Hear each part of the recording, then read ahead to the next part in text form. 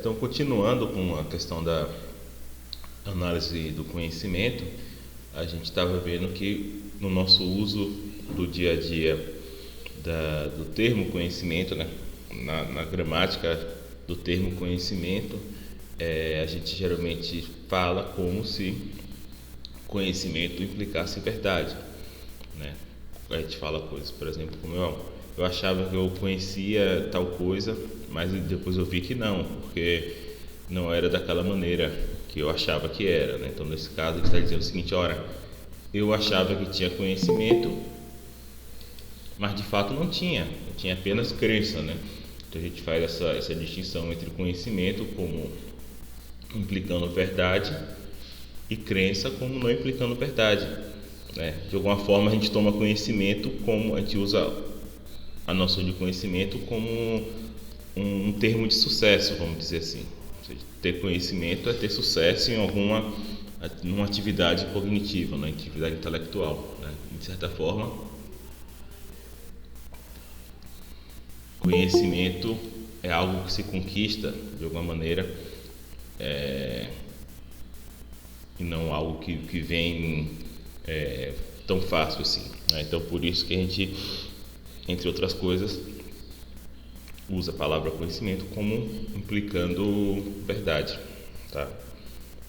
Eu estava até falando que mesmo nos usos mais relativistas da noção de conhecimento, né, como por exemplo quando você acha que pessoas têm, né, diferentes saberes ou algo desse tipo, né?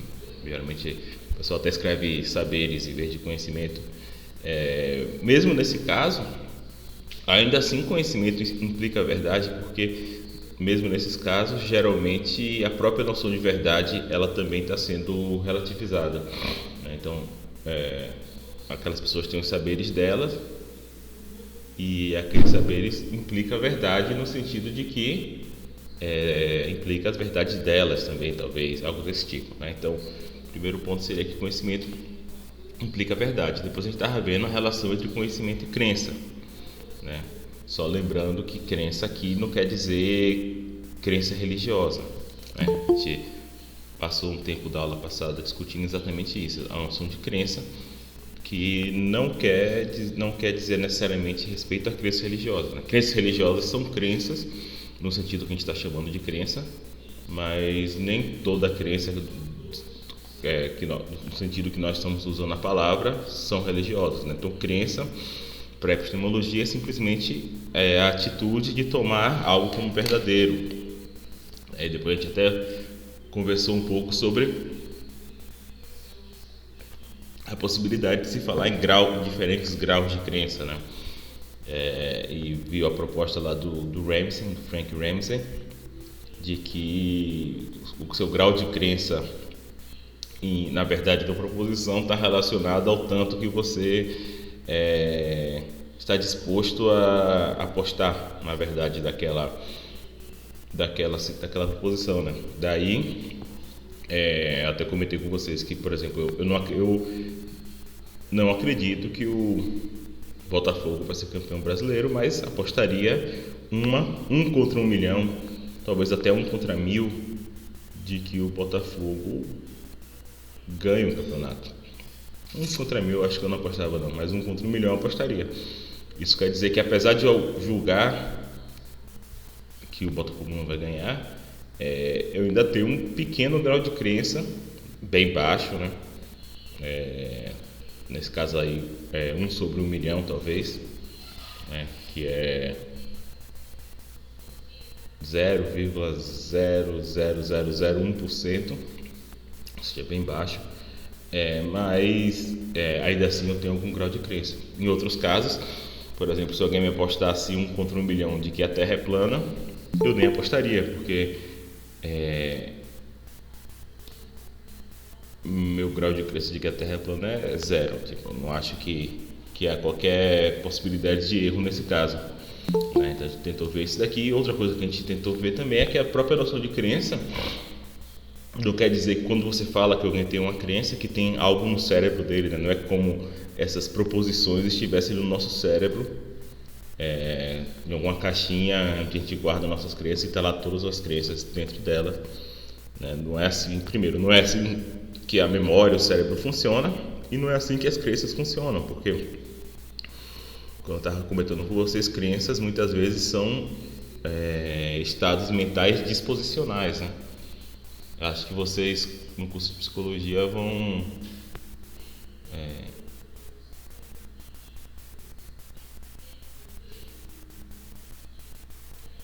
falar mais de estados mentais disposicionais. Crenças são desse tipo. O que isso quer dizer? Quer dizer que não é que você tenha algo no cérebro acontecendo naquele momento que seja sua crença, mas que ter uma crença é simplesmente estar disposto, ou seja, ter a tendência de agir de determinadas maneiras em situações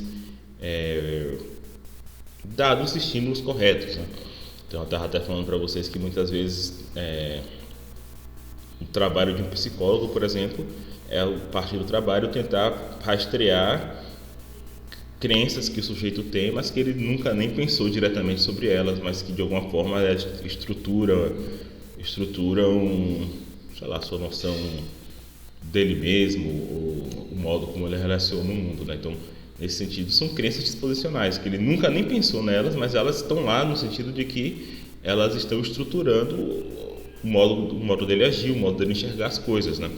Então, crenças muitas vezes são desse tipo, né? E como outro exemplo que eu dei para vocês interessante é que muitas vezes a gente acredita em muita coisa que a gente nunca nem pensou no assunto, né?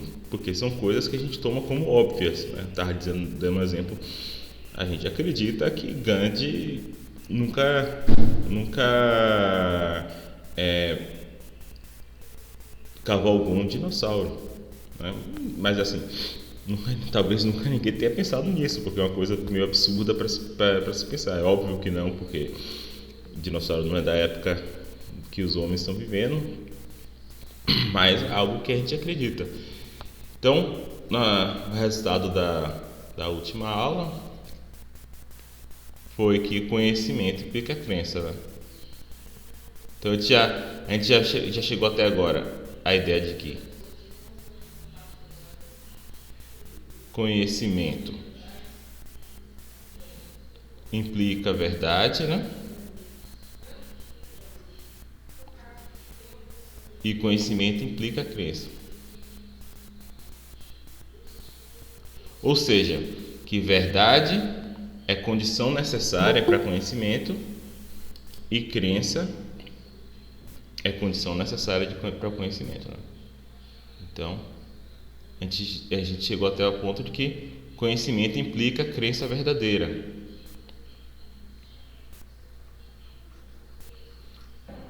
Quando eu falo verdadeira, quando eu falo que conhecimento implica crença verdadeira, eu estou dizendo o seguinte: toda vez que alguém tem conhecimento, ele tem uma crença verdadeira. Ou seja, crença verdadeira, deixa eu escrever verdadeira certo aqui. Crença verdadeira é condição necessária para o conhecimento, né? Isso aí é o resultado até agora. E novamente, tem dados linguísticos que parecem supor que conhecimento implica crença. Deixa eu só fazer aqui o fundo. Tá aqui. Né? Desde a aula passada a gente estava falando dos paradoxos de Moore, né?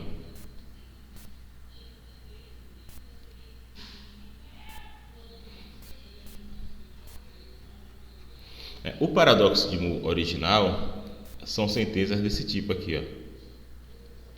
Sei lá. Está chovendo, mas eu creio que não.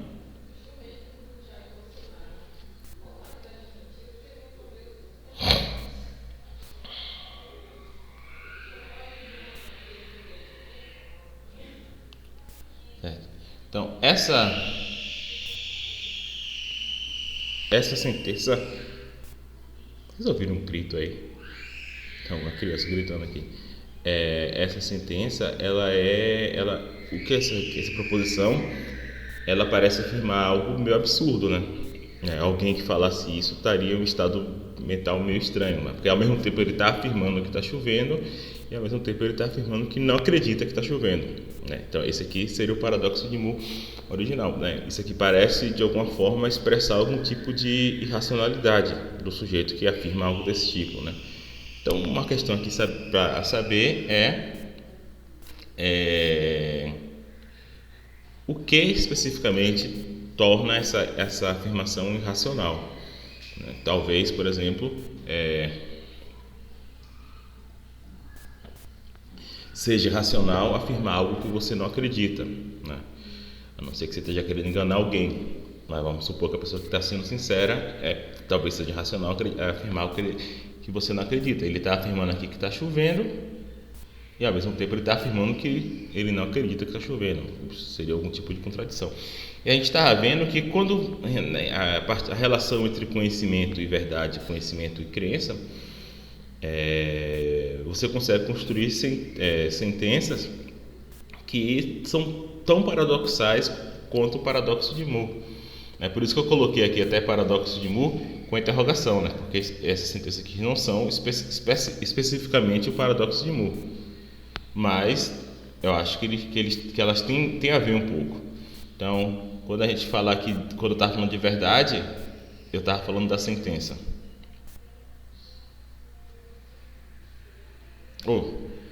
A relação entre conhecimento e verdade, né?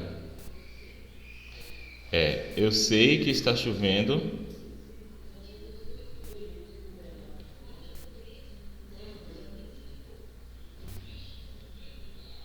mas não está, né? Mas é falso que está chovendo, né? Essa sentença também parece ser uma afirmação meio bizarra, né? Alguém dizer que sabe que está chovendo, mas ao mesmo tempo dizer que não está chovendo.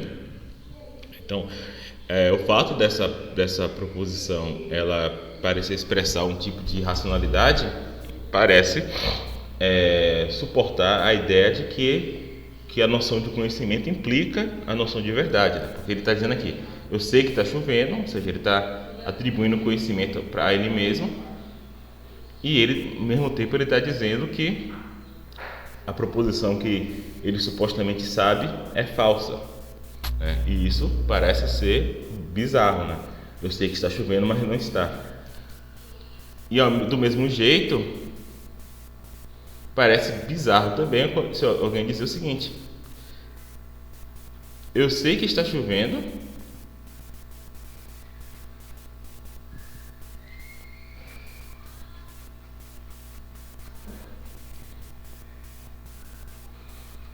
mas não acredito nisso.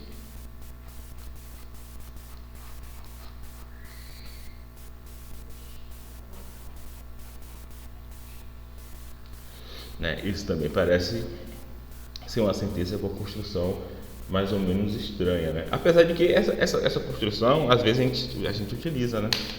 Tipo, mas assim, existe uma questão de saber se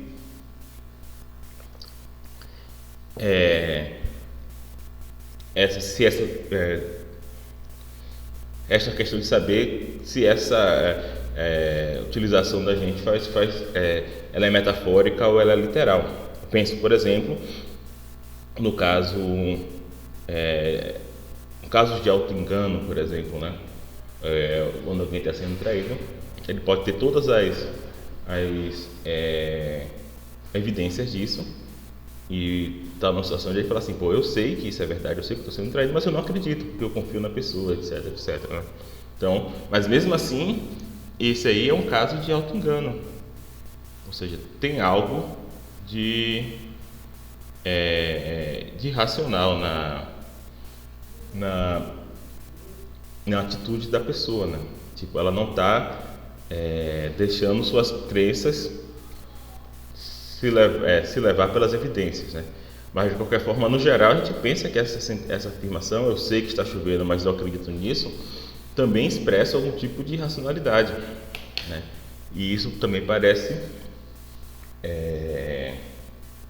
suportar a ideia de que a noção de conhecimento, do jeito que nós usamos, implica crença. A gente poderia fazer a pergunta contrária, né? Tá, tudo bem, conhecimento implica crença, mas será que crença implica conhecimento? Ou seja, será que toda vez que eu tenho uma crença, eu tenho conhecimento? E a resposta simples é não, né? Em primeiro lugar, porque a gente viu que conhecimento implica verdade e crença não implica verdade, né? Nós podemos ter crenças falsas, né? Nós não só podemos ter, como de fato nós temos o tempo todo crenças falsas, né? Então, pelo simples fato de nós termos uma crença, isso não implica que nós tenhamos conhecimento, mas ao contrário seria verdade, né? O fato de nós termos conhecimento implica que tenhamos crença, né? Porque seria impossível acreditar em algo que você não acredita ser verdadeiro. Seria impossível saber algo que você não acredita ser verdadeiro. Tá? Então, nesse sentido, a gente geralmente toma conhecimento implica crença.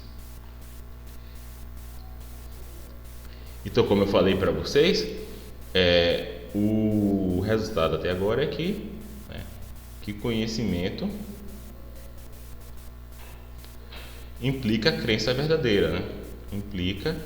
Essa setinha aqui é um símbolo de lógica para implicação, né? Que também pode ser lido como se então, né? Então, se eu tenho conhecimento, então eu tenho crença verdadeira. Isso que quer dizer implica, tá? Se o que está do lado esquerdo acontece, o que está do lado direito também acontece. Então, toda vez que eu tenho conhecimento, eu tenho crença verdadeira. Eu posso expressar essa mesma coisa dizendo que crença verdadeira é condição necessária para conhecimento e o contrário, conhecimento é condição suficiente para crença verdadeira, tá? Mas para não atrapalhar muito, vou ficar só com implica. Então a gente sabe que conhecimento implica crença verdadeira, mas será que crença verdadeira já é a definição de conhecimento? Será que a implicação contrária? A gente viu no slide passado que crença não implica conhecimento, mas a questão agora é o seguinte, o que a gente quer saber agora é o seguinte: crença verdadeira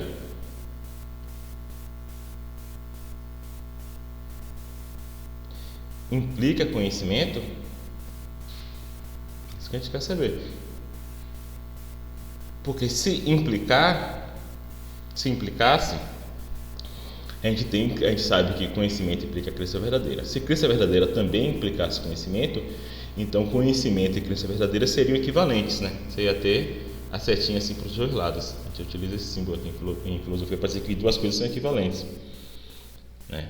Então, nossa análise poderia terminar aqui, já que a gente chegou a condições necessárias e suficientes, né? Mas, infelizmente, não. E o ponto importante não é simplesmente saber que não, mas é saber por que não, né? Por que quando você tem uma crença verdadeira, não necessariamente você tem conhecimento, né? Então, por exemplo, vamos pensar aqui no caso de você estar fazendo uma prova e tem uma questão objetiva, né? Tem A, B, C, D, E e por qualquer motivo maluco, né? Pode inventar um motivo maluco. Você sonhou com borboleta e borboleta é 5 no jogo do bicho e por isso a resposta certa é C. Por algum motivo maluco você forma a crença de que a resposta certa é C. Agora, bora supor que a resposta certa seja C mesmo, né? Tem uma chance, né? São cinco alternativas, tem 20% de chance de acertar e vamos dizer que você acertou. Ou seja, você tem, quando você formou a crença de que a resposta certa era C, você tem uma crença verdadeira de que a resposta certa é C. Porque, de fato, a resposta é C. Mas será que você sabia que a resposta certa é C? Né?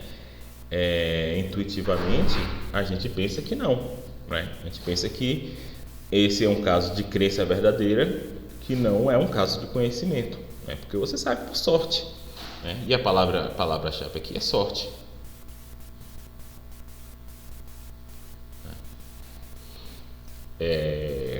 quando você forma a crença de que a resposta é C e acerta, né, você não acertou por uma habilidade sua, você acertou por pura sorte, né? E esse é o ponto aqui principal, é o ponto importante, é que a noção de por que nós usamos a noção de conhecimento como uma noção de sucesso, né? Então conhecimento é ter um sucesso cognitivo de algum tipo.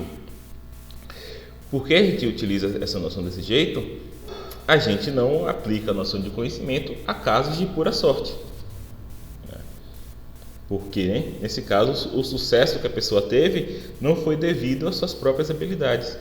Foi devido à sorte, então não é conhecimento. Não é um sucesso de verdade. Certo? Então, esse aqui é o ponto, tá? Você não sabe que a resposta é C. E isso vale também, né? Acho que eu já apontei e falei sobre isso na aula passada, para casos de teoria da conspiração, né? Tipo, tem um cara que acredita em todas as teorias da conspiração do WhatsApp, todas. Pode ser a teoria da conspiração mais absurda, se ele vê compartilhando no WhatsApp, ele acredita, né? Acho que tem muitos exemplos desses daí reais, né? Acredita em todas. Eventualmente, alguma dessas teorias vai ser correta, né?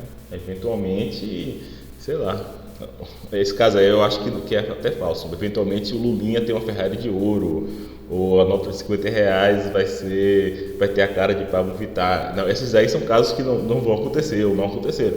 Mas eventualmente um desses aí é verdade, vai ser, né, a pessoa que inventou a teoria da conspiração acerta, eventualmente. Mas isso quer dizer que aquele cara lá doidão, que acredita em tudo que ele vê no WhatsApp, ele já sabia, né? Vamos dizer que, sei lá, isso aí é uma possibilidade bem absurda, né? Vamos dizer que daqui a 10 anos Pablo Vittar vira presidente do Brasil e decide que a nota de R$50 tem que ser com a cara dela.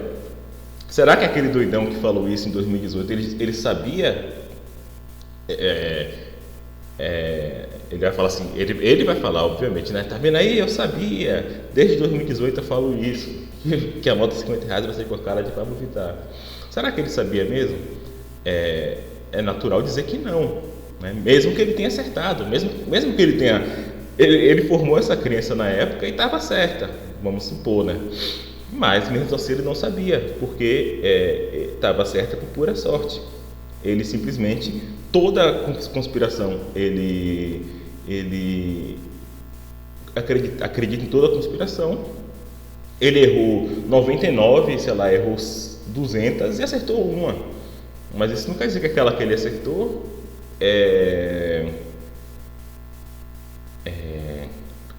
estava correto, certo? Porque ele acertou por pura sorte. Fernando perguntou, professor, se explica em casos como religião e misticismo. Aí tem que ver o caso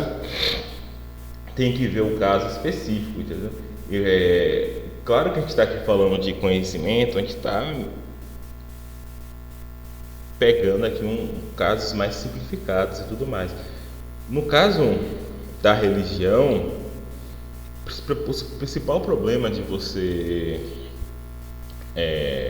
atribuir conhecimento ou não a crenças religiosas é a questão de você não saber muito bem o que é metáfora ou o que não é, né? Você deu exemplo assim, Fernanda deu exemplo, Deus existe, por exemplo. Às vezes você pode tomar, né, um filósofo, ele sempre toma as coisas da maneira literal, tá? O trabalho do filósofo é esse. Vamos pegar tudo de maneira literal e ver se está correto. Então, às vezes, o filósofo é até bitolado nesse sentido. Às vezes é difícil conversar com um filósofo nesse sentido, que você fala algo que ele toma de maneira literal. E às vezes não é isso, né? A gente fala com metáforas e tal. Então, no caso de Deus existe, por exemplo, se tomar da maneira literal, aí você vai perguntar, qual é o conceito de Deus que você está utilizando, né? O conceito mais comum da religião cristã e tal é um ser onipotente, onisciente, onipresente, sumamente bom, né? Isso seria que criou o universo, Isso seria a definição de Deus. Então, se é isso que está falando, a gente pode ver se a gente pode tentar decidir se existe ou não. Né? Tem argumentos para a existência de Deus, sabia? Uma coisa bem interessante na história da filosofia é que durante a história da filosofia alguns filósofos propuseram argumentos para provar a existência de Deus. E assim, eu sou ateu, tá? Mas independentemente são argumentos muito interessantes. E é uma coisa interessante para quem se interessa por filosofia estudar os argumentos e ver, não necessariamente onde eles estão errados, assim, como eu falei, eu sou ateu, eu acho que esses argumentos estão errados, mas assim, onde é que estão as possíveis falhas e entender qual é a falha ou as possíveis falhas desses argumentos já te faz entender bastante de várias questões da filosofia, questão sobre a noção de necessidade, etc. Só que muitas vezes quando as pessoas falam Deus existe, às vezes elas estão utilizando outro conceito de Deus ou estão falando algo de maneira mais metafórica. E é bastante complicado você saber até que ponto é metafórico e até que ponto é literal. Então esse que é o principal problema, às vezes, de você determinar se uma crença religiosa é verdadeira, porque é difícil você saber até que ponto é metafórico e até que ponto é literal. No meu caso específico, como eu falei, eu sou ateu, só que eu fui para a escola, meu colégio era um colégio católico, e eu fazia todos os rituais, assim, eu fiz primeira comunhão, me confessei para fazer primeira comunhão e tal. Só que na minha cabeça, isso é bastante interessante, na minha cabeça todas aquelas coisas eram metafóricas, tipo assim, eram encontros sociais, tipo rituais, que eu achava até legal. E aí, em determinado momento da minha vida, eu descobri que as pessoas tomavam aquelas coisas como literais. E daí eu pensei, eu não tomo como literal. Eu não acho que essas coisas acontecem de verdade. Eu não acho que a hóstia é o corpo de Cristo. Porque na liturgia católica a hóstia é realmente o corpo de Cristo. Não é metafórico. Ou que o vinho é o sangue de Cristo. Tem até um problema na filosofia cristã em explicar isso daí. Como é que Cristo pode se transubstanciar em vinho, em hóstia. Então, como eu vi que aquela que eu não tomava de maneira literal, a minha maneira de reagir a isso foi falar, então eu não acredito. Mas eu sei que pessoas têm outras maneiras de reagir a essa questão, que é exatamente muitas vezes jogando nessa zona cinza entre metáfora e literalidade, né? Porque assim, eu entendo que do ponto de vista metafórico, muitas vezes o discurso religioso, e agora falando não só do cristianismo, assim, não só do cristianismo, mas sei lá, de outras religiões, pensar no candomblé, os mitos dos orixás tem lições morais, etc, que podem ser relevantes. Da mesma forma, as histórias que tem na Bíblia tem lições morais, etc, que podem ser relevantes. Então você tem essa zona cinza entre literalidade e metáfora na religião que é bastante complicada, sabe? Então esse que eu acho que é o principal ponto de dificuldade de você atribuir conhecimento ou falta de conhecimento à religião, mais até do que não prove aqui tal coisa, né? Porque o ponto não é que é questão só de provar, porque tem uma questão de saber ali o que é literal, o que não é.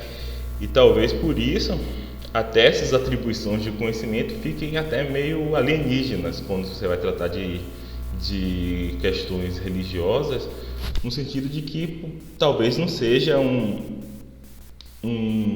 campo em que tudo deva ser tomado de maneira literal o tempo todo. Talvez, eu não sei, como eu falei, eu não sou religioso, então não tenho um lugar de falar de como as pessoas se relacionam com a religião, mas do meu ponto de vista parece que há esse jogo entre literalidade e metáforas e por isso talvez essa noção de conhecimento mais dura seja mais forte de você aplicar a ciência, etc., afirmações do dia a dia, né, que são literais. Tipo, quando eu falo assim, tem uma árvore na minha frente, não é uma metáfora, tipo, eu tô afirmando que tem uma árvore na minha frente. E para eu saber que tem uma árvore na minha frente, vai precisar ser verdade, ou precisar formar a crença, eu vou ter que ter uma justificação. Aí fica mais simples, né? Mas quando alguém fala, sei lá, sangue de Cristo tem poder, eu não sei exatamente o que ela está afirmando, entendeu? Então, assim, é difícil dizer se é verdade ou não. Eu não sei, é o sangue mesmo? Ou a palavra sangue aqui está sendo usada de maneira metafórica? Que poder que você está falando? Entendeu? Então é mais complicado. Então por isso eu até prefiro não dar muito pitaco, né? Mais fácil é quando você está lidando, por exemplo, com a filosofia cristã. Aí tudo bem, ali é um filósofo como outro qualquer, afirmando coisas que podem ser verdadeiras ou falsas. Mas assim, no dia a dia, a relação das pessoas com a religião, ou quando as pessoas falam Deus existe, assim, não é claro o que elas estão querendo dizer necessariamente. Tá, então foi uma grande, Professor, diga, foi uma grande parêntese que eu fiz aqui. ah, Pode falar. ah, eu, ah, eu como cristão, eu trabalho na igreja. Eu, ah, eu trabalho justamente explicando esse tipo de coisa.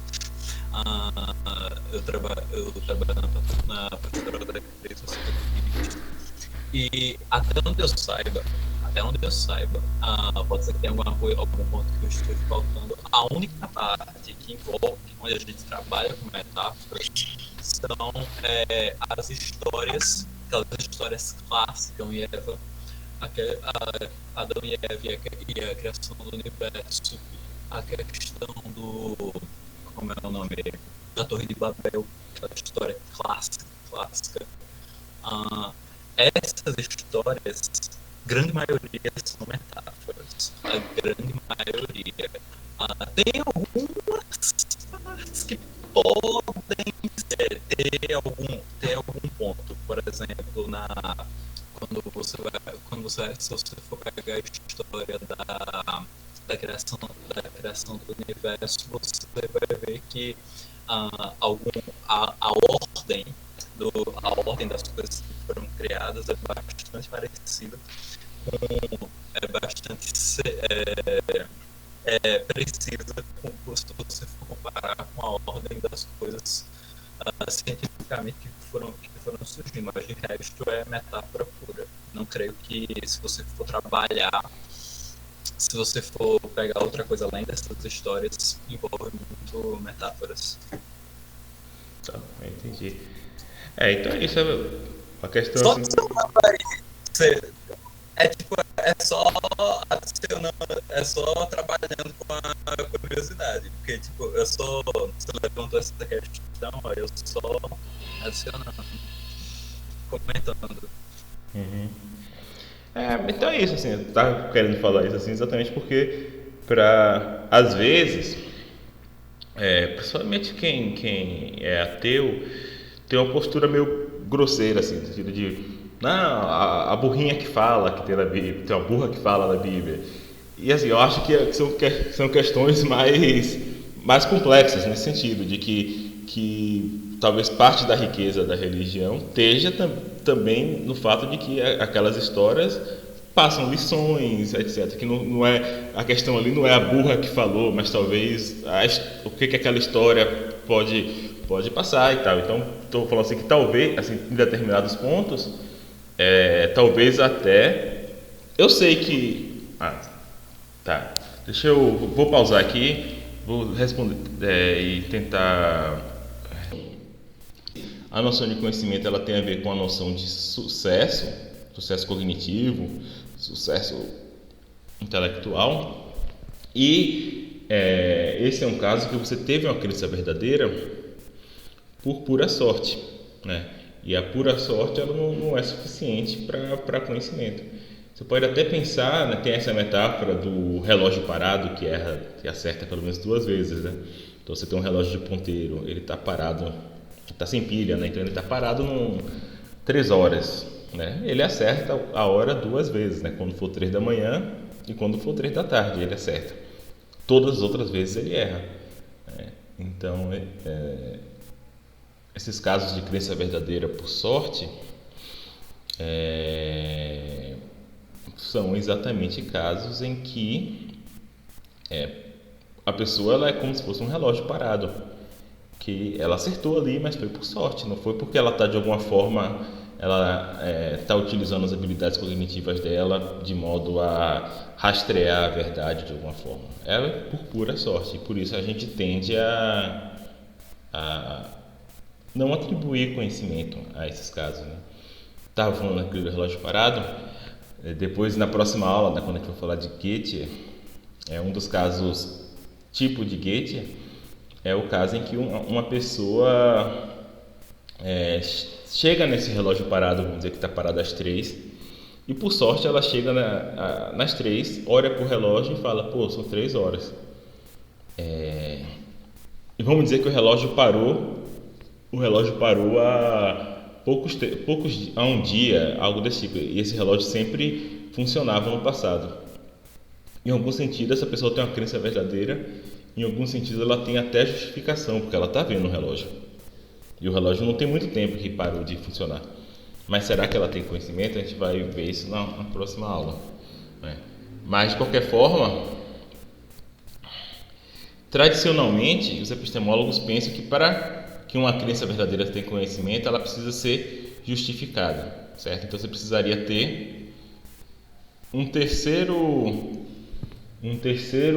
componente nessa análise, né, que é crença verdadeira, mas não é qualquer crença verdadeira.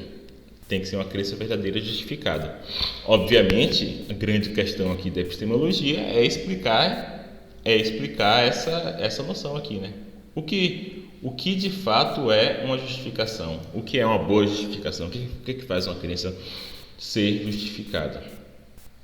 A princípio, de maneira intuitiva, vamos tomar justificação como qualquer coisa que aumente a probabilidade daquela crença ser verdadeira, né? Então, quando a gente fala de análise tradicional,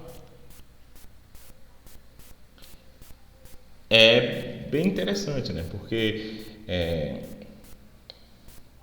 de fato os filósofos só foram se interessar pela análise do conhecimento, mesmo assim, depois de Goethe. Ou seja, e aí eles retrospectivamente chamaram essa análise que Goethe mostra ser falha de análise tradicional. Só que os filósofos do passado, eles não estavam preocupados em realmente dar uma análise do conhecimento, tá? Então, às vezes é difícil você... e às vezes os filósofos do passado utilizam noções diferentes de conhecimento, né?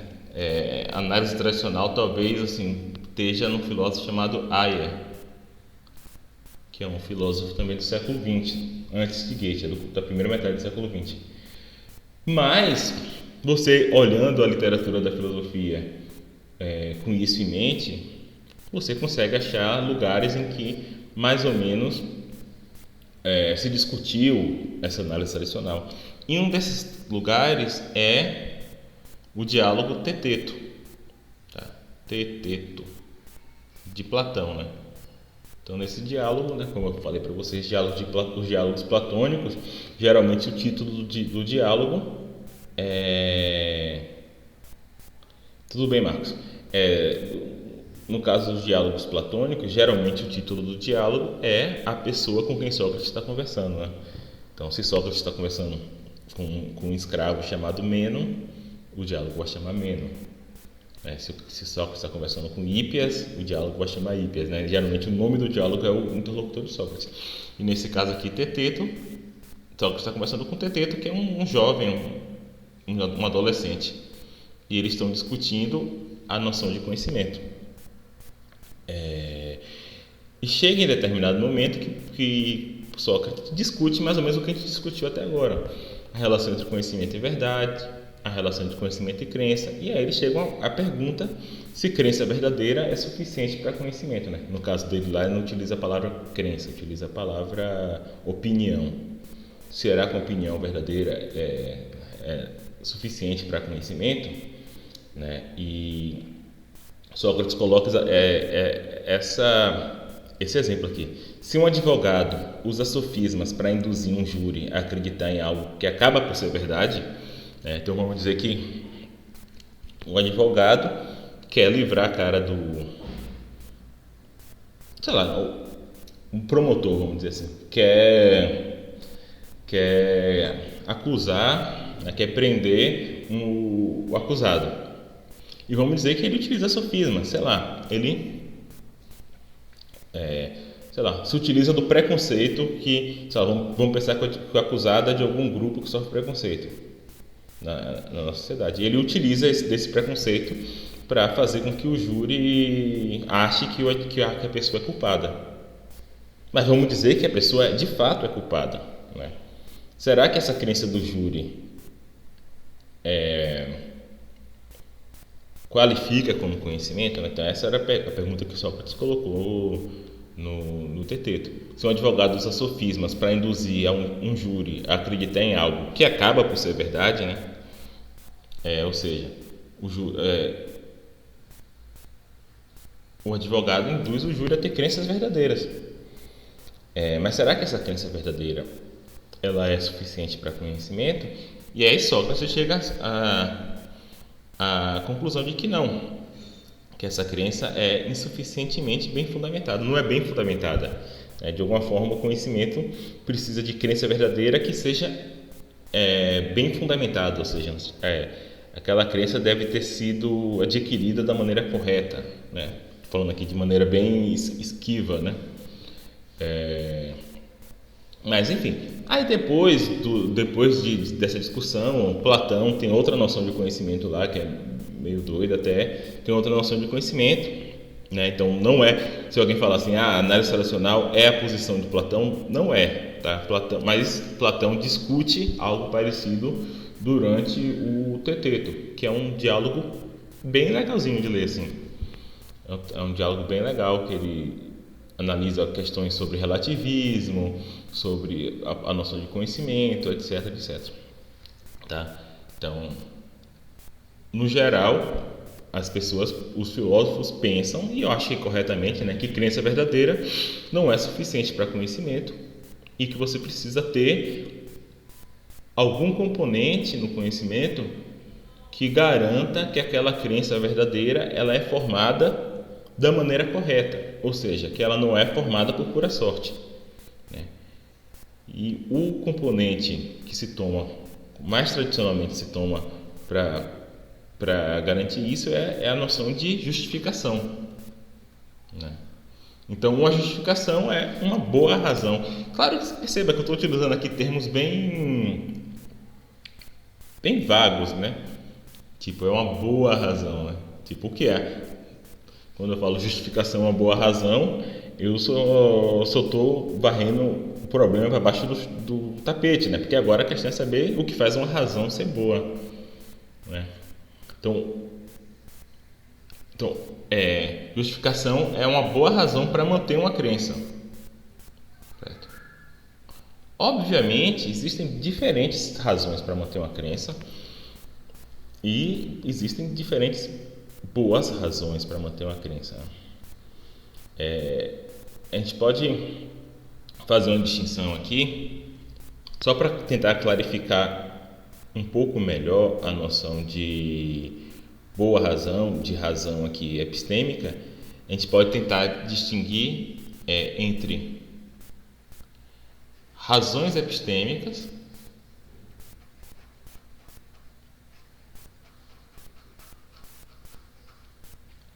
versus razões pragmáticas, algo desse tipo.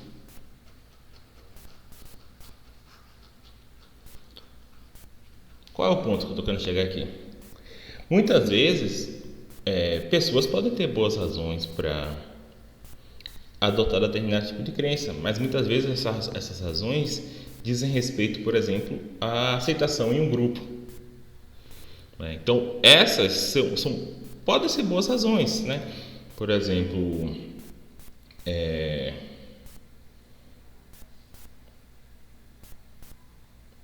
sei lá, terraplanistas, né? Eu acho que tinha um documentário sobre terraplanistas na Netflix, e a gente vê que ali, em muitos casos, são pessoas que eram pessoas solitárias, eram pessoas descontentes de alguma maneira com o modo como a sociedade se estrutura, etc, etc, e que de alguma forma elas viram nessa pauta, que é o terraplanismo, uma maneira de estar em um grupo, de estar integrada, de ter algo em comum, sei lá, de ir para convenções, de ter amigos, ou, em alguns casos, de ter alguma centralidade no grupo, né? No caso de pessoas que têm canais no YouTube, etc. Ou então uma maneira de ganhar dinheiro também, né? Já que teve uma época do YouTube que esses canais, não só terraplanistas, mas vários outros canais de conspiração, de fake news e tal, foram muito monetizados, né? Então, de fato, é uma boa razão para você acreditar que ETs fizeram as pirâmides, né? Se essa é a sua crença que está colocando comida na mesa, né? Então pode ser uma boa razão. Só que o meu ponto aqui é que isso é uma razão pragmática, tá? É uma razão prática, certo? Pragmática. Isso quer dizer o quê? Uma razão pragmática uma boa razão pragmática é algo que traz uma boa consequência prática, né? É algo que satisfaz seus interesses, né? Tipo, vou dizer, a pessoa às vezes tem o interesse de estar em uma comunidade e ter aquela crença possibilita ela estar em uma comunidade, né? Por exemplo, né?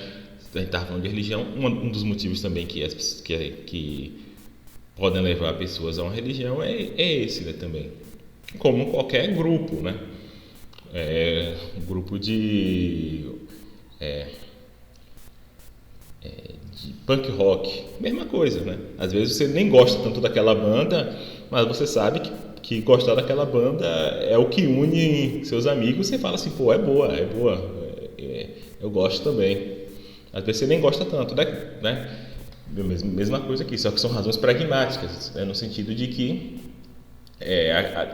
ter aquela crença tem boas consequências pragmáticas, né? Tem boas consequências práticas, né? Razões epistêmicas não podem ser desse jeito. Razões epistêmicas, elas de alguma forma têm que ter a ver com a verdade da crença, certo? Uma boa razão epistêmica é algo que torna mais provavelmente sua crença verdadeira, certo? Então, um caso específico aqui em que essa distinção é relevante, que é um caso bem interessante, é a aposta de Pascal. A aposta de Pascal. Eu estava falando para vocês de argumentos para a existência de Deus. Vou botar aqui o papelzinho. Estava falando aqui para vocês os argumentos sobre a existência de Deus. E um desses argumentos é bastante interessante, que é a aposta de Pascal. Que a gente vai ver aqui, na verdade, que não é um argumento para a existência de Deus, né? E o Pascal também sabe disso. O Pascal era um cara bastante inteligente. Mas é um argumento para que você deva acreditar em Deus. Pascal, não sei se vocês sabem, era um físico, também foi importante em áreas da matemática. E ele é de 1640, mais ou menos assim, ele é da época de Descartes. Eu sei disso porque ele discutia com Descartes, né? Ele é mais novo que Descartes. Descartes, não sei se vocês sabem, mas Descartes, na época dele, ele era o grande físico do mundo, né? Antes de existir Newton, o grande físico era Descartes, né? E Descartes tinha toda uma teoria física e tal. Mas, assim, Descartes ele se via mais como um físico do que como um filósofo. Ele fazia filosofia nas horas vagas, né? Inclusive nas Meditações, que é o grande livro de Descartes de filosofia, ele fala assim, eu passei minha vida toda protelando escrever isso, porque eu estava preocupado em fazer ciência. Então eu julgava que era mais importante eu fazer minha ciência e depois eu poderia assim protelar essas minhas meditações filosóficas. Porém, agora eu estou numa idade que não tem outra idade depois para que eu possa protelar, e por isso que eu vou escrever. Eu vou escrever porque se eu não escrever agora eu vou morrer e depois eu não vou escrever. Então ele se via mais como um físico do que até como um filósofo. E Pascal era um jovem físico também, muito bom em matemática. Descartes também era bom em matemática, né? Tanto que a gente tem o plano cartesiano, o nome é em homenagem a Descartes. Descartes ele foi um dos precursores da geometria analítica, já tem algumas coisas já próximas do cálculo, né, que Newton que inventou o cálculo. Na física de Descartes já tem o princípio da inércia, só que é uma física bem estranha, né? Não tem como eu falar da física de Descartes hoje, é uma física bem estranha, e uma das coisas que tinha na física de Descartes é que era impossível existir vácuo na física de Descartes. E o Pascal, ele inventou uma máquina lá que supostamente produzia, acho que ele não inventou, mas ele tinha essa máquina, ele tinha essa contenda com Descartes de que poderia existir vácuo. Isso não é importante. Quem se interessar, tem um filme do Rossellini chamado Pascal, que ele tem um filme chamado Descartes e tem um filme chamado Pascal. Nos dois tem Pascal e tem Descartes, né? Então nesses filmes fala da relação dos dois e tal, etc. Então Pascal era de uma família de uma fazenda e tal, ele fazia a contabilidade da família, era muito bom em matemática, etc, etc. E uma das coisas que ele fez foi esse argumento para que as pessoas acreditassem em Deus, né? Tanto Descartes quanto Pascal eram muito devotos, né? Descartes também no livro dele tem argumentos para a existência de Deus, mas o argumento de Pascal é interessante exatamente porque ele lida com razões pragmáticas e não com razões epistêmicas, né? Então todo argumento para a existência de Deus geralmente se procura dar razões epistêmicas para a existência de Deus, ou seja, um argumento para a existência de Deus procura te dar motivos epistêmicos, ou seja, procura dar motivos para mostrar que a existência de Deus é mais provável ou até necessária. O argumento de Pascal não. O argumento de Pascal ele não procura te dar motivos epistêmicos, razões epistêmicas, mas ele procura te dar razões práticas para acreditar na existência de Deus. E isso é bastante interessante. O que Pascal fala é o seguinte: olha só, ou Deus existe ou Deus não existe, né? Tem essas duas possibilidades só. Então eu vou escrever aqui Deus existe, né? Vou escrever D aqui de Deus existe, e aqui eu vou escrever Deus não existe, né? Esse símbolo aqui é um dos símbolos que utiliza para não, em lógica, né? Deus e não Deus. Ele fala, ou Deus existe ou Deus não existe, né? E da mesma forma tem duas. Deixa eu tentar fazer uma linha. Eu não consigo fazer uma linha reta. Tem duas possibilidades. Ou você crê, vou botar em português aqui. Ou você crê, ou você não crê que Deus existe, né? Então tem essas quatro possibilidades. Deus existe, você crê que Deus existe, né? A segunda é Deus existe, você não crê que Deus existe. Deus não existe e você crê que Deus existe, e Deus não existe e você não crê que Deus existe. Ele fala o seguinte, se Deus existe e você crê que Deus existe, tá? Então sua recompensa é infinita, né? Vamos botar aqui, mais infinito. Sua recompensa é infinita, infinitamente boa. Você vai para o paraíso. Claro, não dependendo da realidade, não basta só acreditar que Deus existe, né? Mas dependendo da linha do cristianismo, etc., você precisa acreditar que Deus existe para ser premiado com o paraíso, etc. Então ele fala assim, se você acredita, se Deus existe e você crê que Deus existe, sua recompensa é infinitamente boa, né? Você vai para o paraíso, etc. Por outro lado, se Deus existe e você não crê que Deus existe, sua recompensa é infinitamente ruim. Vamos dizer que você vai para o inferno, vai ficar a eternidade no inferno, ou algo do tipo. Só que se Deus não existe e você crê que Deus existe, você não perde nada de verdade. Você não ganha nem perde.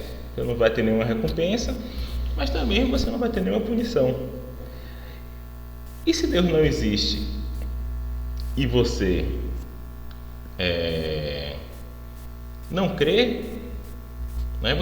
Tudo bem, você acertou, ó, que legal, você acertou, Deus não existe. Mas também, na verdade, você não ganha nada, né?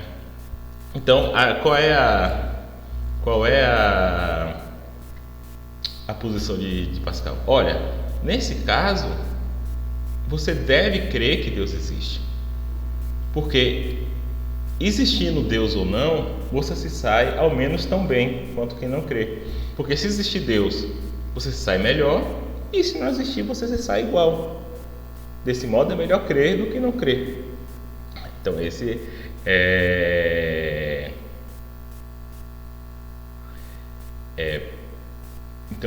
chamado a aposta de Pascal, né? Obviamente, você pode, essa aposta de Pascal, ela é questionável, porque você pode pensar que essa divisão aqui entre duas possibilidades, entre Deus existe e Deus não existe, talvez ela não seja, né? Essa parte aqui, Deus não existe especificamente, ela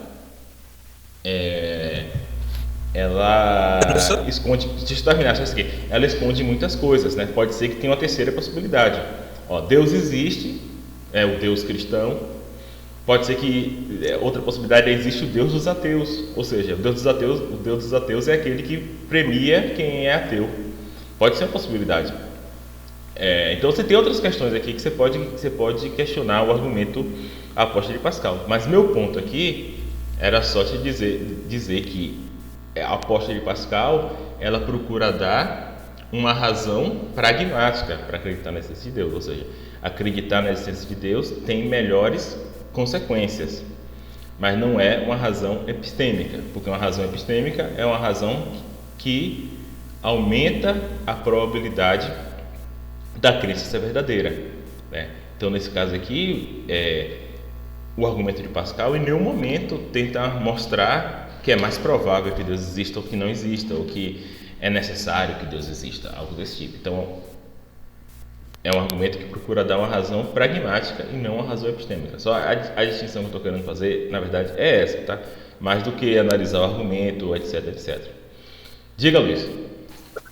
Professor, só uma dúvida rápida. O argumento de Pascal, então, a aposta de Pascal, no caso, ele não considera consequências em vida, no caso, porque, no caso, tipo, se você acredita em Deus e Deus não existe, logo não vai fazer diferença, né? Logo você não ganha nem perde nada. Mas, e tipo, isso seria só num pós-vida, considerando que existisse um pós-vida ou não?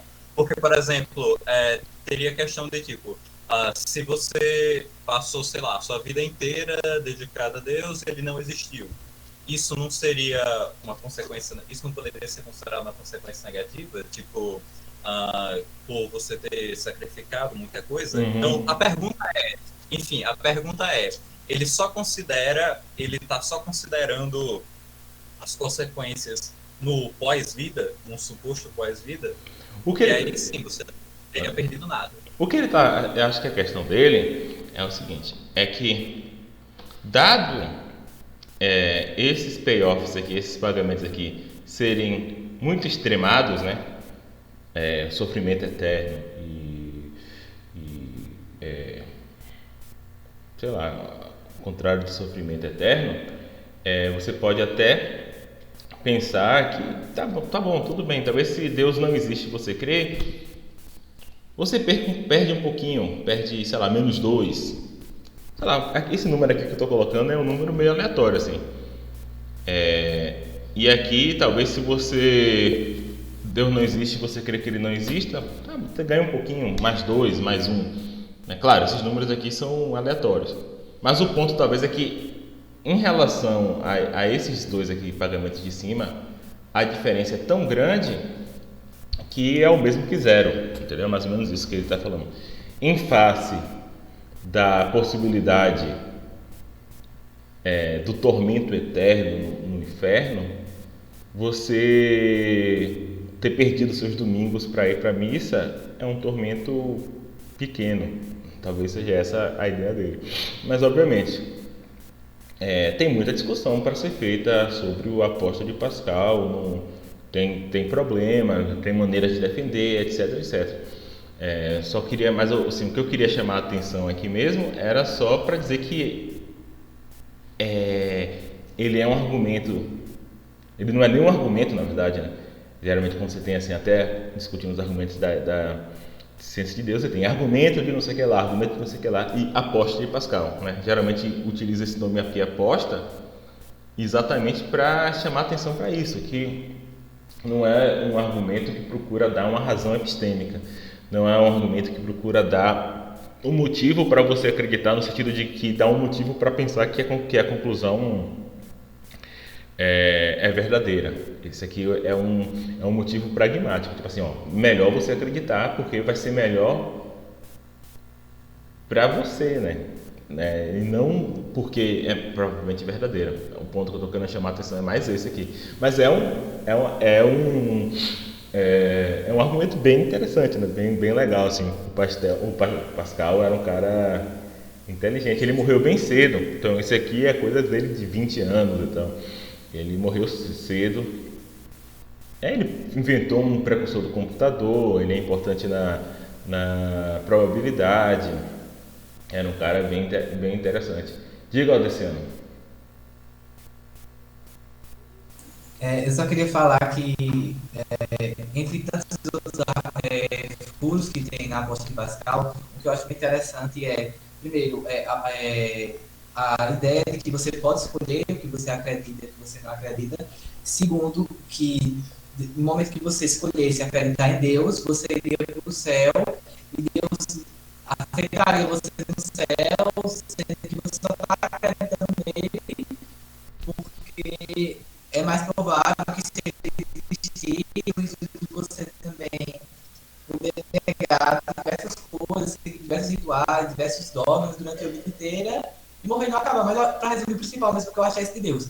O que garantiria que se eu não acreditasse em Deus, mas eu me fingisse que acreditasse, ou tentasse acreditar durante toda a vida para ir para o céu, o que garantiria que eu iria para esse céu? Eu acho que isso é um furo meio complicado. Um furo que é geralmente mais apontado tem a ver com isso. É a questão de que essa distinção entre existir... isso é até um problema da teoria da probabilidade clássica. É chamado o princípio da indiferença, né? Então, esse modo de dividir as possibilidades entre ou Deus existe ou não, ele é muito complicado, porque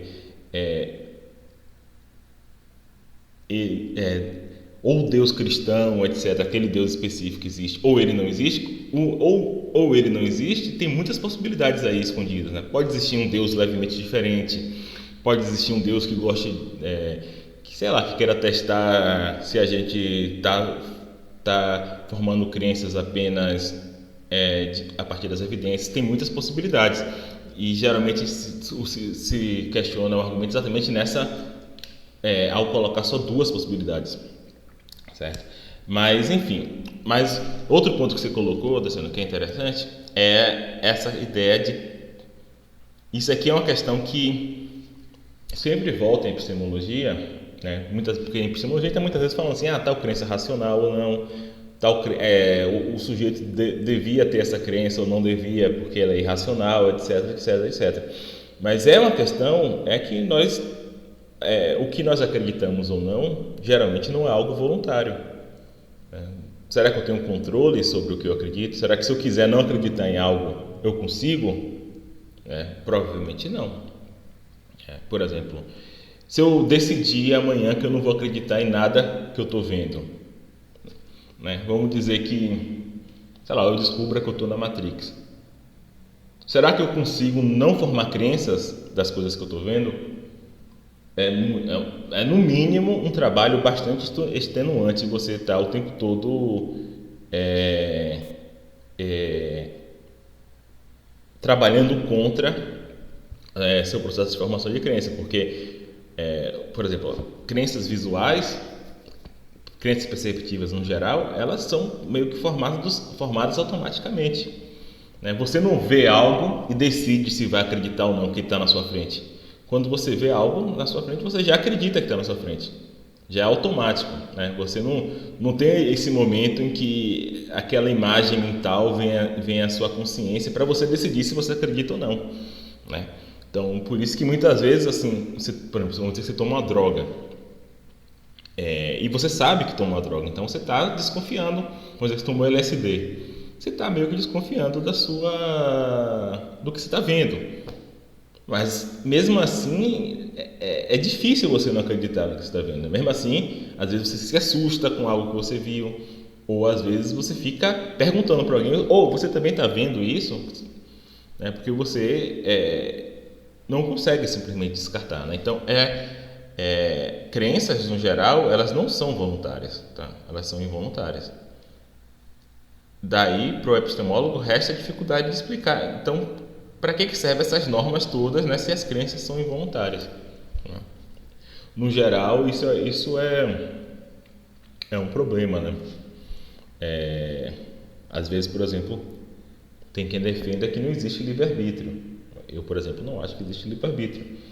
Daí você pensa, então para que servem as normas sociais? Para que você está prendendo alguém que matou, se não foi uma escolha voluntária nesse sentido forte de livre-arbítrio, né? Mas talvez o próprio fato de existir a norma seja mais uma força que vai resultar na pessoa cometer um crime ou não, mesmo que ela não escolha. Mas o fato de existir uma norma, de existir uma punição, talvez entre no próprio cálculo, né? Então, a mesma coisa, talvez pelo fato de existir normas de formação de crença, isso faça com que suas crenças sejam um pouquinho mais bem formadas. Mas só lembrando isso, que não é voluntário. Por isso que um caso interessante, por exemplo, é o caso das ilusões de ótica, né? Vamos pensar que vou até fazer aqui para ficar certinho. Você tem aqui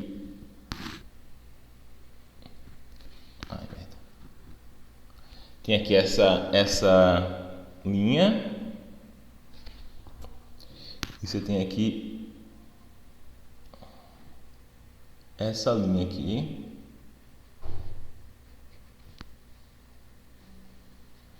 né?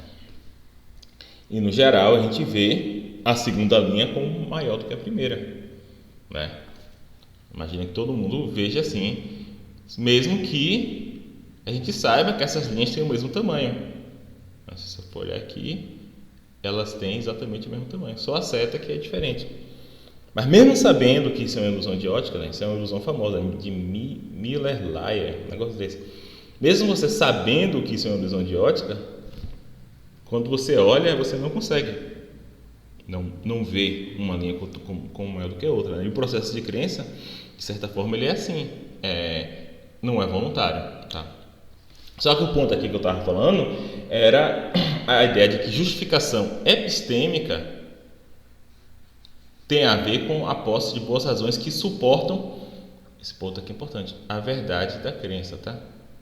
Então, quando eu falo crença verdadeira e justificada, justificação aqui tem a ver com razões epistêmicas, ou seja, são razões que suportam a verdade da crença, tá? E não razões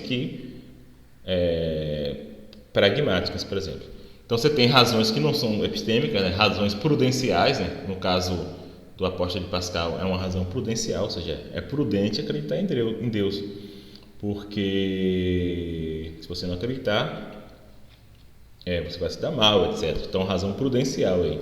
Você tem razões morais, né? Por exemplo, você pode acreditar, vamos dar um exemplo. Uma mulher acusa um homem de estupro, né? Você pode tomar como uma diretriz sua sempre partir de acreditar na mulher. E daí, enfim, se for mentira, depois você desacredita, mas sempre começar acreditando na mulher, certo? Só que essa razão não é uma razão epistêmica, é uma razão moral. Você parte de sempre tomar a palavra da possível vítima como correta, e aí tudo bem, aí vai ter uma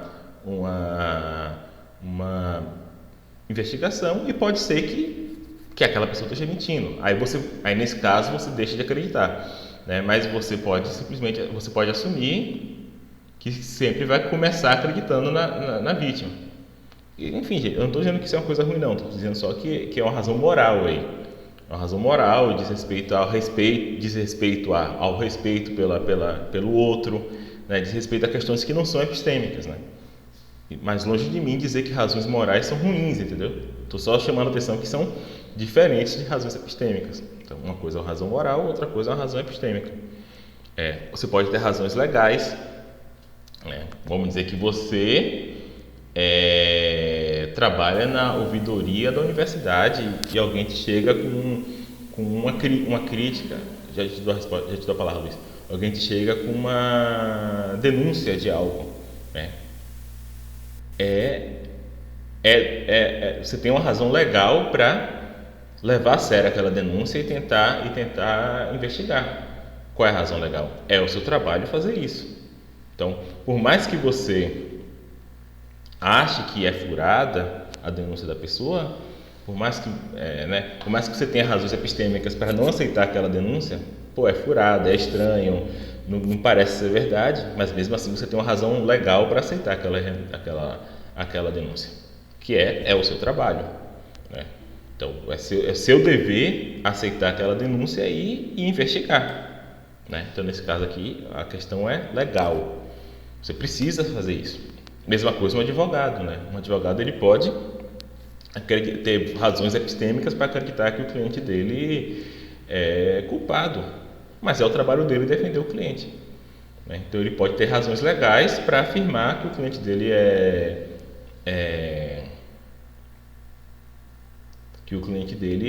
inocente. Por quê? Porque é o trabalho dele. Então já falei que pode ter razões prudenciais, razões morais, razões legais, que não são razões epistêmicas, certo? Então, só dizendo aqui que a questão aqui não é fazer uma escala de razões epistêmicas são as melhores, depois vem as morais, sei lá. Não, só dizendo só que são diferentes. Razões morais de você acreditar no outro, ou cuidar do outro, ou tratar bem o outro, são importantes. Obviamente são importantes, né? Para o tecido social, etc, etc. Só que razões morais vão ser estudadas em outro curso, que é o curso sobre moralidade, né? Aqui a gente está falando de razões epistêmicas, ou seja, razões que têm a ver com a verdade, tem diretamente a ver com a verdade, certo? Acho que foi o Luiz, né? Diga, Luiz. Qual seria, tomando esse exemplo que o senhor colocou da acusação de estupro, o senhor falou que acreditar ser na vida seria um ponto de vista, seria uma abordagem moral. E qual seria uma abordagem epistêmica? Tomando uma abordagem feita a partir de uma perspectiva mais epistêmica e menos moral. Então, quando eu estava falando isso, me veio à mente que talvez não seja uma razão só moral, porque no geral a gente tem um pressuposto de acreditar. Quando a gente for pegar a epistemologia do testemunho, a gente vai ver isso. No geral a gente acredita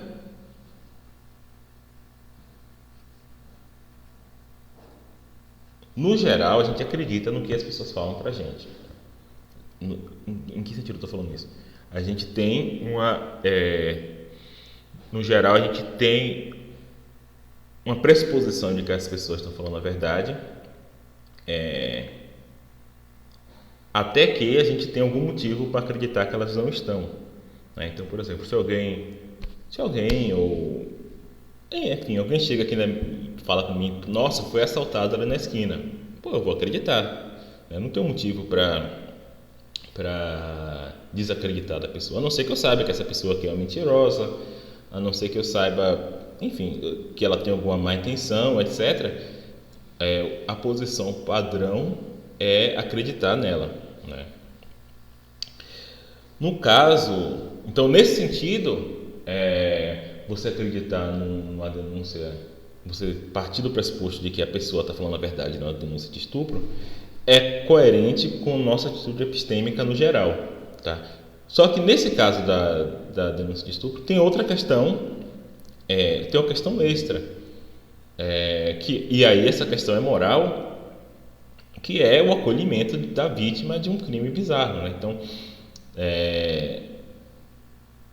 quando a pessoa está nessa situação, talvez a última coisa que ela queira é ser questionada, é ser tratada como mentirosa. Então, nesse sentido aqui, é moral, no sentido de que você entende a situação da pessoa e você julga que não é o momento de questionar ela, certo? Então, tem dois pontos aqui. Tem um ponto que a gente, no geral, a gente tende a acreditar nas pessoas, né?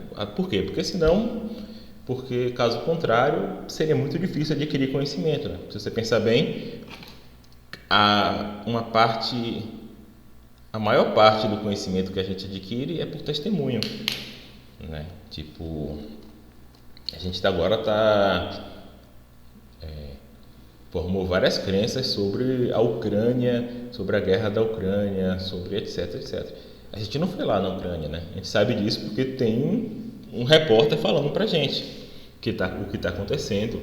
Tem imagens, né? Só que hoje em dia imagens também não são coisas difíceis de se fakear, né? Esqueci até a palavra em português, de se modificar, etc. Então a gente está falsear, né? Sei lá. A gente está formando várias crenças sobre a Ucrânia, etc. Com base no testemunho, né? Na escola a gente aprendeu coisas, a gente tem professores explicando coisas pra gente e a gente aprendeu várias coisas com base no testemunho, né? Então, assim, uma parcela considerável do que a gente aprende é por testemunho, né? E isso é meio estranho, né? Não é estranho, mas assim, a gente geralmente tem essa ideia de que não, a gente somos seres céticos e tal, mas assim, na verdade a maioria das coisas é por testemunho. E para o testemunho funcionar como forma de passar conhecimento, precisa haver uma pressuposição de que as pessoas falam a verdade, no geral, né? Obviamente pessoas mentem, né? Como também às vezes nossa percepção falha, né? Como no caso das ilusões. Então, obviamente, faz parte de você ser um bom formador de crenças, você meio que saber distinguir quais são os testemunhos confiáveis ou não, né? Principalmente agora, nessa era de fake news, de corrente de fake news no WhatsApp, você saber distinguir quais testemunhos.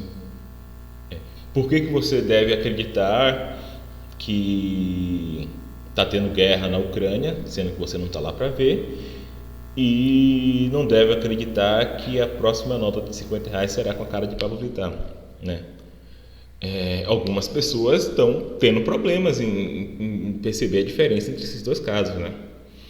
E faz parte de você ser um formador de crenças competentes, ainda mais hoje em dia, saber distinguir entre casos de testemunhos confiáveis e não confiáveis. Então tem uma questão epistêmica aí, que a gente tem a pressuposição de acreditar no testemunho, certo? Nesse sentido, seria simplesmente uma extensão disso você acreditar no testemunho de uma mulher que disse que foi estuprada. Só que eu estou falando assim, que nesse caso da mulher tem uma questão a mais, que é uma questão moral, que é a questão do acolhimento. Porque, veja, por mais que vamos dizer que você tenha motivos para não acreditar no testemunho dela, sei lá, quaisquer que seja o motivo.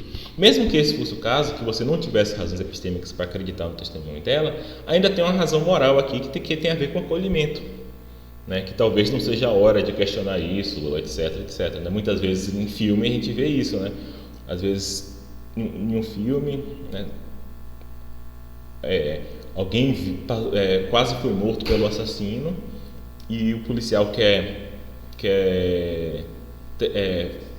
pegar a declaração daquela pessoa porque quer prender o assassino, só que alguém fala assim, não é o momento, ele está traumatizado, né? Então isso aí é uma questão moral de você ou então de você não tomar o testemunho, certo?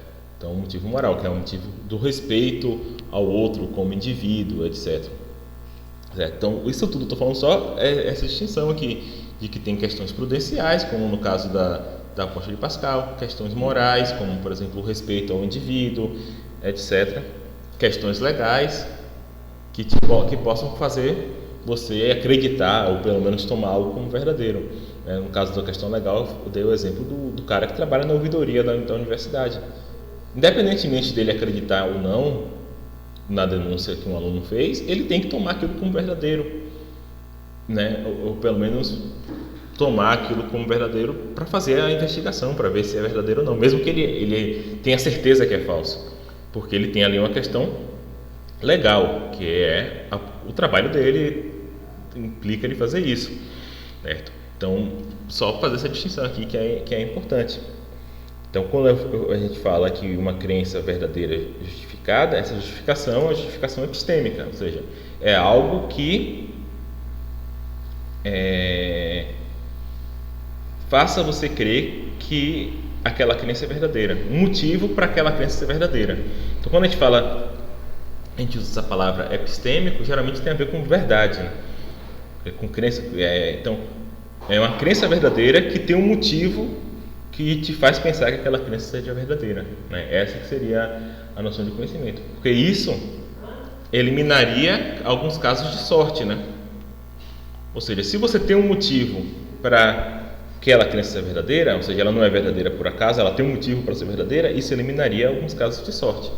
A questão é saber, será que elimina todos os casos de sorte? E a gente vai ver que não, tá?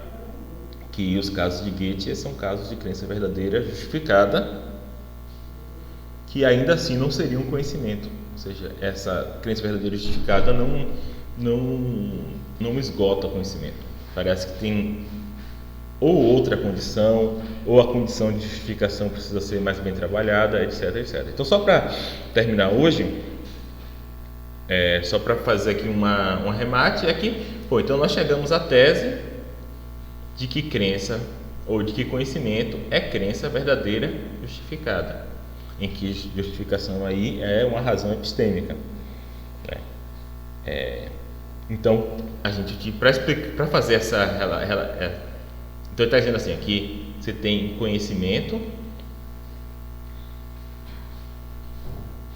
Para que você tenha conhecimento, você tem que ter três componentes, né? Que é crença, verdade e justificação. Tem que ter esses três componentes.